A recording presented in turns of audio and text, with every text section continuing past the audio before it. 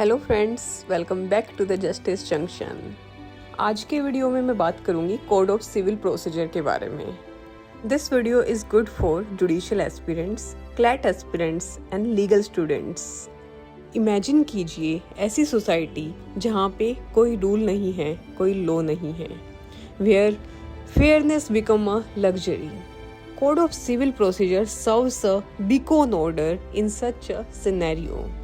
ये हमें प्रोवाइड करता है principle of fairness, transparency and access to the justice. Code of civil procedure एक रोड मैप है लिटिगेंट्स के लिए, जजेस के लिए और लीगल प्रैक्टिशनर्स के लिए। ये इंश्योर करता है सभी को फेयरली ट्रीट किया जाए इन केस ऑफ डिस्प्यूट।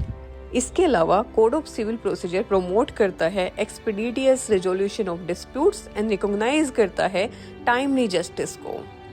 यह एक डेडलाइन सेट करता है प्रोसीडिंग्स को रेगुलेट करने के लिए और एनकरेज करता है ऑल्टरनेटिव डिस्प्यूट रेजोल्यूशन मैकेनिज्म को। In essence, the code of civil procedure is not just set of rules, it is a testament to our commitment to justice and rule of law. आज के video में हम discuss करेंगे इन सब topics को। First of all, we are going to discuss about introduction part. After that, what is the jurisprudential essence behind Code of Civil Procedure? Then, what is the history of the code? After that, what is the purpose and policy behind the code? इसके बाद हम बात करेंगे what is the link between CPC and Limitation Act. Then, what is the approach of the court in case of interpretation? फिर हम discuss करेंगे scheme of the code. Then most importantly, how to study CPC and tricks to learn CPC. Then we are going to discuss about what is the question mostly asked from these topics. So fasten your seat belts and get ready for the introduction part. Introduction.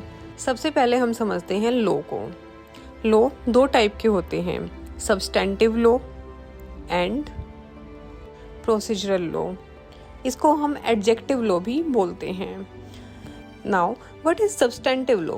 Substantive law वो law होते हैं जो determine करते हैं right and liabilities of the parties.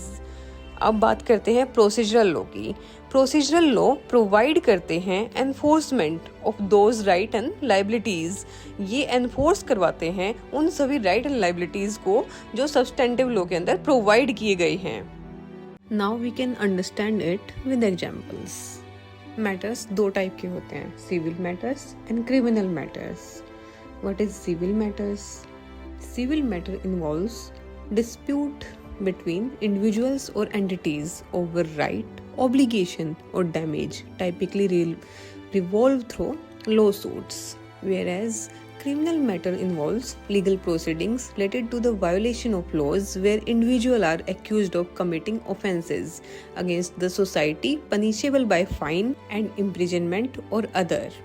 Civil matter civil courts में apply होते हैं, जबकि क्रिमिनल मैटर्स क्रिमिनल कोर्ट्स में अप्लाई किए जाते हैं. सिविल मैटर्स में contract act, tort, personal right, property right, ये सब कवर होते हैं सिविल मैटर्स के अंडर, जबकि इंडियन पेनल कोड डील करता है क्रिमिनल मैटर्स से.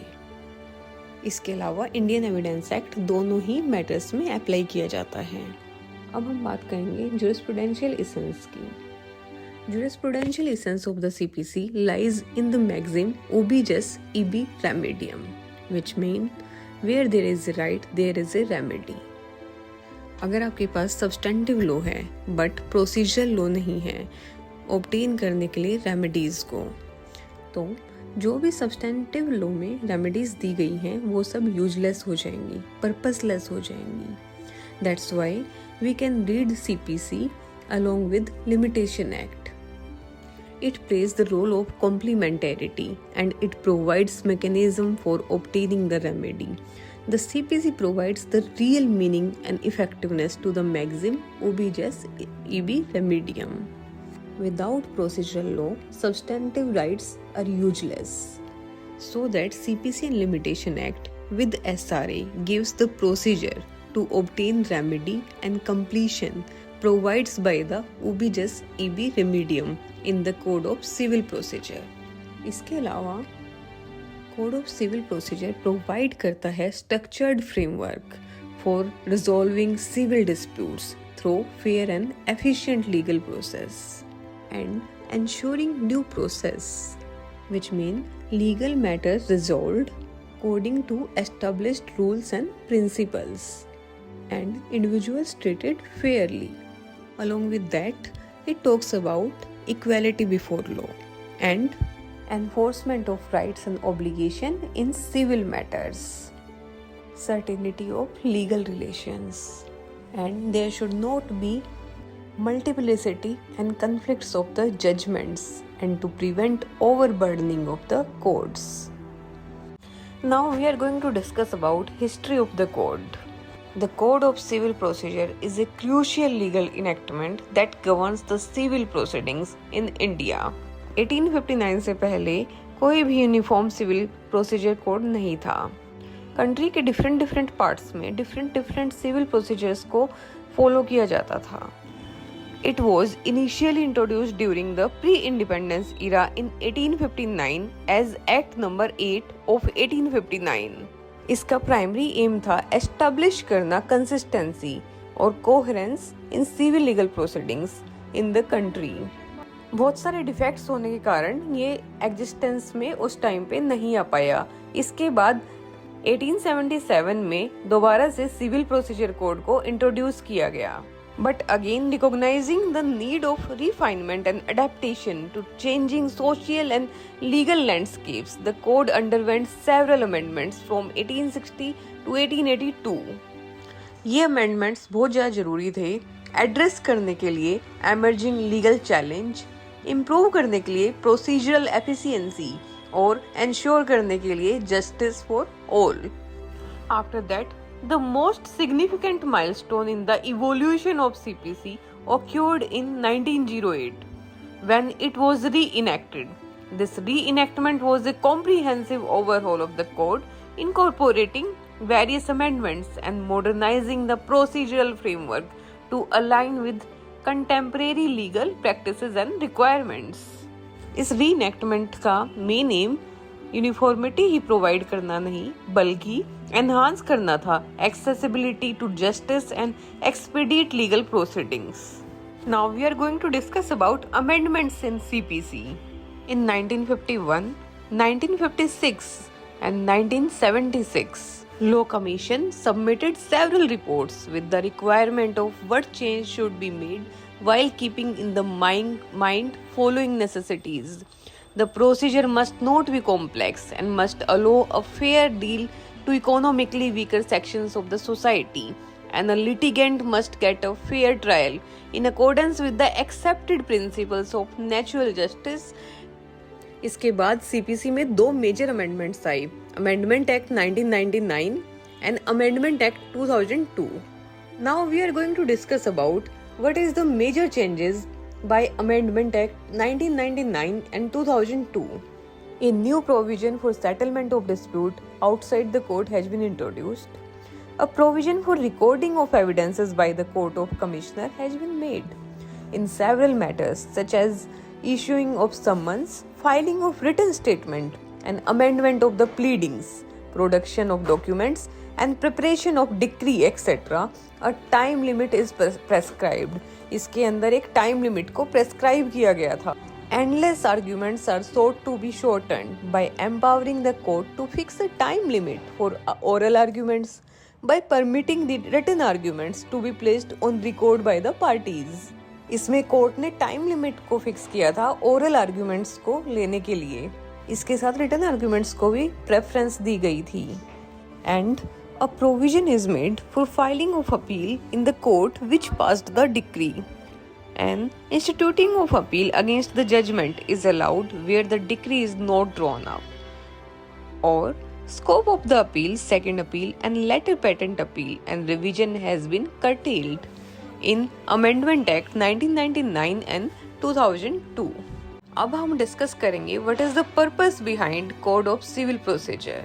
सीपीसी का प्राइमरी एम है बैलेंस करना इंडिविजुअल्स के इंटरेस्ट को और फॉलो करना एसेंशियल प्रिंसिपल्स को जो कॉन्स्टिट्यूशन में दिए गए हैं।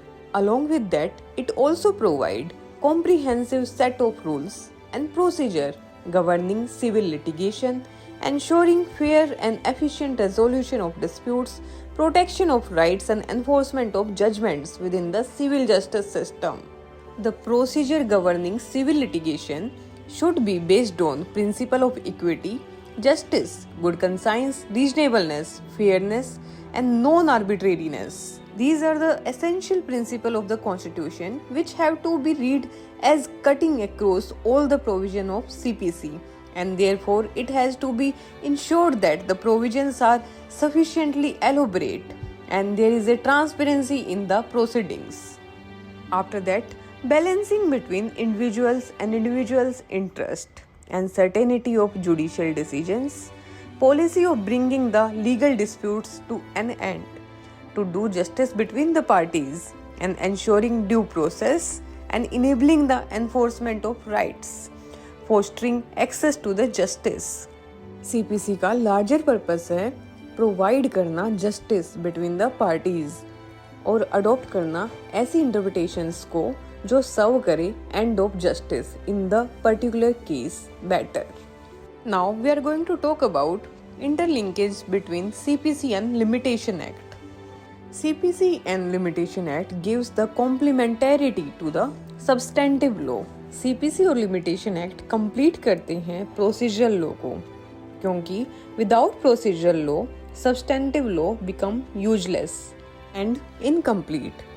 These procedural law plays the role of providing completeness and effectiveness to the maxim ubi jus ibi remedium. The Code of Civil Procedure and the Limitation Act plays crucial roles in the legal system by providing the procedural framework necessary to enforce substantive rights and remedies. While substantive law establishes the right and obligation of the parties, procedural law outlines the mechanism and steps required to enforce those rights and obtain remedies through the legal system. Procedural law framework provide करते हैं जो कि necessary है substantive rights and remedies के लिए, जबकि substantive law rights and obligation बताते हैं पार्टीज के। Procedural law mechanism and steps provide करते हैं राइट्स एंड रेमेडीज को ऑब्टेन करने के लिए लीगल सिस्टम के अंदर। The CPC and limitation act ensure the legal proceedings are conducted in a fair, orderly and efficient manner, thereby complementing substantive law and enabling the administration of justice. They provide guidelines on initiating lawsuits, presenting evidence, obtaining judgments, and enforcing legal rights, among other procedural aspects, thus ensuring the completeness and effectiveness of the legal system. CPC and limitation act ensure करते हैं legal proceedings को conduct किया जाए fair, orderly and with efficient manner. ये complementing role play करते हैं substantive law के लिए और इनेबल करते हैं एडमिनिस्ट्रेशन ऑफ जस्टिस। इसके साथ एक गाइडलाइंस को भी प्रोवाइड करते हैं इनिशिएट करने के लिए लॉ सूट को, प्रेजेंट करने के लिए एविडेंसेस को और ऑब्टेन करने के लिए जजमेंट्स को। Now we are going to discuss about rules of interpretation in code of civil procedure. There is two type of rules of interpretation, mischief rules as well as we can say it hidden principle and purposive interpretation. Purposive interpretation is two types, literal interpretation and liberal interpretation. Now we are gonna discuss about what is literal interpretation. Literal interpretation involves understanding and applying the exact wording of a law or legal documents without considering its purpose, context or intent, whereas liberal interpretation refers to an approach to understanding legal text that emphasizes flexibility and adapts to changing societal norms and circumstances. Literal interpretation वो interpretation होती है जहाँ पे apply किया जाता है law और legal documents को without consider it's purpose, context और इंटेंट। इसको एज इट इज इंटरप्रेट करके अप्लाई किया जाता है, जबकि लिबरल इंटरप्रिटेशन में सोसाइटल नॉर्म्स एंड सर्कमस्टांसेस को देखते हुए फ्लेक्सिबिलिटी को अडॉप्ट किया जाता है, एम्फेसाइज किया जाता है। इसका मेन अप्रोच है अंडरस्टैंड करना लीगल टेक्स्ट को, जिससे पर्पस को बेटर सर्व किया जा सके। Generally, the court apply the rule of literal interpretation, but whenever a rigid interpretation of the provisions would defeat application of the provisions, would defeat the end of the justice, then one shall go for the liberal interpretation, and rules like mischief rule or purposive interpretation may be applied. Out of various interpretation possible, that interpretation shall be adopted which serves the purpose of that provision and also the larger purpose of the provision and also purpose of that law better. The main test in which interpretation serves the end of justice better. Justice shall not only be done, it shall also seen to be done. The general rule of interpretation is the rule of liberal interpretation, and if a literal or textual interpretation does not defeat the purpose of the law, then the provision shall applied as it is. However, if the liberal application shall be done. अगर literal और textual interpretation से purpose defeat हो रहा है तो court generally liberal interpretation को approach करेगा. Procedure should not be read rigidly. Rather, if the circumstances is required, procedure shall be read flexibly and liberally. Now we are going to discuss about scheme of the Code of Civil Procedure. It is divided in two parts, sections and orders. Sections provides the substantive law, whereas orders provide the procedural law. Sections are divided in 11 parts and 158 sections. Whereas orders are defined in Schedule 1, which is divided in 51 orders. Sections are substantive in nature and sections को amend किया जाता है केवल legislature के द्वारा, जबकि orders are procedural in nature और इसको amend किया जाता है हाई कोर्ट के द्वारा. अब बात आती है how to study CPC. It's very lengthy, difficult for some students, whereas easy for some students. Orders और sections को CPC में हमें पढ़ना चाहिए interconnected manner से, understand करना चाहिए procedural framework को. First of all, you have to identify the relevant sections. Then refer to associated orders. Then pay attention to cross references within the CPC that direct you to related sections, orders or rules. Cross references help to establish connection between different provisions and ensure coherent understanding of the procedural framework. After that, study the context. Study sections and orders in the context of the overall procedural scheme outlined in the CPC to understand how to each provisions fit into the broader framework of civil procedure and contribute to the efficient and fair resolution of disputes. Then trace procedural sequences. By following the logical progression of sections and orders that govern specific actions or events in civil litigation. Then apply knowledge. Apply your understanding of interconnected sections and orders to practical scenarios or hypothetical case studies. After that, review and consolidate. Periodically review and consolidate your understanding of interconnected sections and orders to ensure retention and mastery of the CPC. इसके अलावा regular revision करना सबसे important factor है study करना CPC को. Now we are going to discuss about which question is mostly asked in these topics. Discuss the historical development and jurisprudential essence of the Code of Civil Procedure, highlighting its purpose, relationship with the Limitation Act, rules of interpretation, and the overall scheme of the code. Additionally, provide insights into effective strategies for studying the CPC. The question prompts you to provide an overview of the historical development of the CPC, including its jurisprudential essence, and explain the purpose of the CPC and its relationship with the Limitation Act, and discuss the rules of interpretation applicable to the CPC, and describe the scheme or structure of the CPC. That's it for today. If you have any query regarding this topic, then you can ask me on my email address monica.k.advocate@gmail.com. If you like my video, please do not forget to like, subscribe and share.